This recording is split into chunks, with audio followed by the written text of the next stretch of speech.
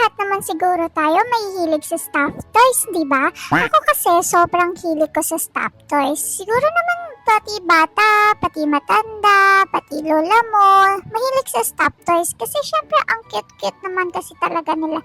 Nakakawala naman din talaga kasi ng pagod kapag meron ka ningunguta, nilalaro na stuffed toys, di ba? Sobrang dami ngang stuffed toys ni ate nung dumating ako sa buhay niya. Tapos simula nung dumating ako sa buhay niya, hindi niya na masyadong nilalaro yung mga stuffed toys niya.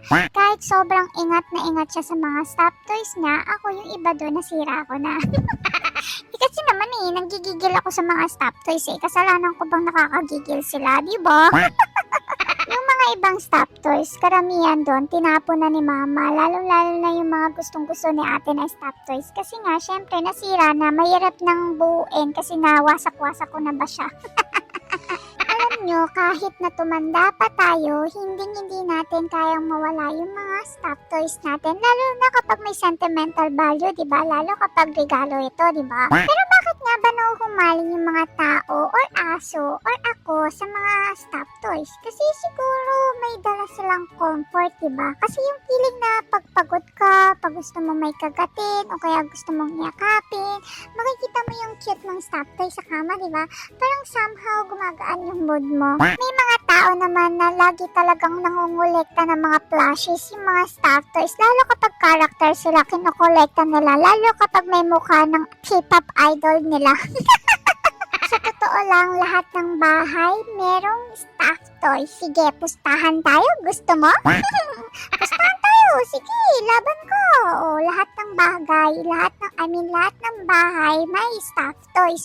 Hindi yan mawawala sa isang bahay kasi sobrang cute, sobrang lambot ng mga stuffed toys. At hindi mo mapipigilan yung sarili mong bilhin sila dahil they make us happy. Sa totoo lang, ang stuffed toys ay isa sa number 1 na pwedeng ipangregalo sa mga kababaihan dahil talaga namang titibok-tibok ang mga kapusuan niyan.